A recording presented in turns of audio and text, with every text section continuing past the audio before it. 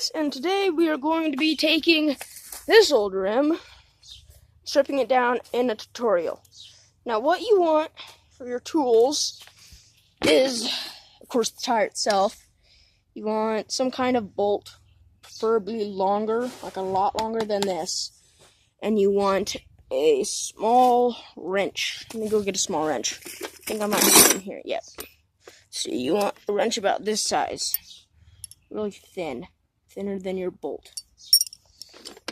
Or you just want a flathead screwdriver. So I'm just going to use the flathead screwdriver. You want a flathead screwdriver if you got one. Most people do. Okay, most people have a flathead screwdriver and not a wrench set. So yeah. Anyways, what you want to do is you want to take your rim, because I think this is a bad rim now. Yep, it's bad. Damn it. You want to stick your screwdriver in under, that way it scrapes the bottom of the rim. And then you want to kind of scoop it out-ish onto the other side. That way it comes through. You just want to push. There you go. That's the first step. Then next thing you want to do, I need a cameraman. You want to take your screwdriver and flip it. Get that off. And just, there you go. Let that rim roll away, and if it crushes your feet, your problem. Then you're going to take the stem. Just want to yank that out. Not hard, but smooth.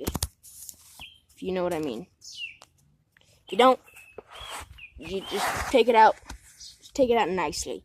And then, if you're storing it, you want to deflate the air. Now, usually, with the bigger tires, it's a lot harder, which is why you need the bolt in bigger tires.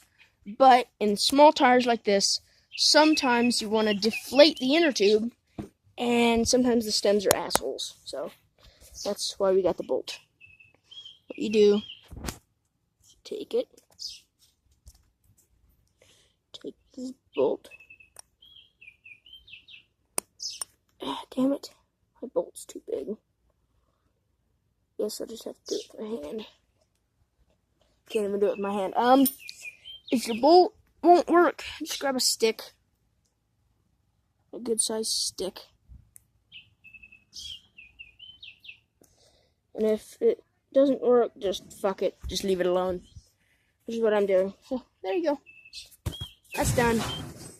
Woohoo. End of tutorial. Bye.